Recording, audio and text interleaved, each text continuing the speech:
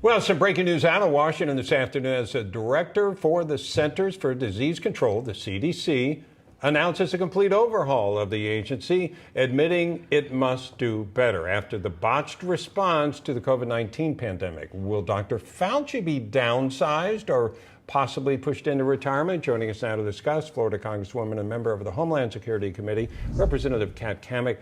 Congresswoman, good to see you. What's your take when you hear this, other than it's about time or maybe a day late, dollar short, but what's your thought on this? Well, my first reaction was exactly what you said. It's about damn time.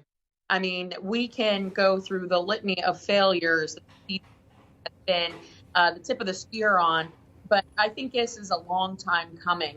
You know, we have seen thousands of businesses shuttered and people out of business, out of work as a result of the faulty and patchy guidance, misguidance, I guess you could say, of the CDC.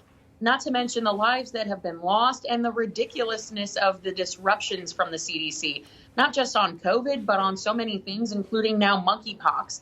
It's become a joke, and the credibility of this agency has gone down. So we need a full overhaul. And of course, we know that Republicans, when we take the House back come January, there will be serious investigations, not just into the origins of COVID, but Dr. Fauci, as well as the dealing of this.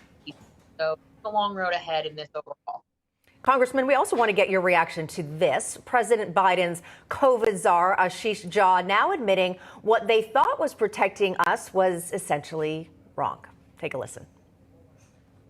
We used to spend a lot of time talking about 6 feet of distance, 15 minutes of being together.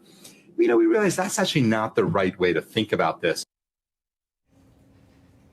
Once again, an example of mixed messages.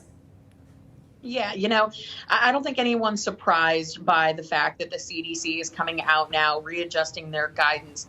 But I do find that an apology, first and foremost, is owed to so many people who have been criticized, ridiculed, and have really had life-altering consequences because they questioned the science. And now we know that that science wasn't, in fact, scientific at all or based in any true data analysis. So we have a long way to go in rebuilding the trust and the credibility of the CDC. This is a good first step, but it all depends on how they come at this.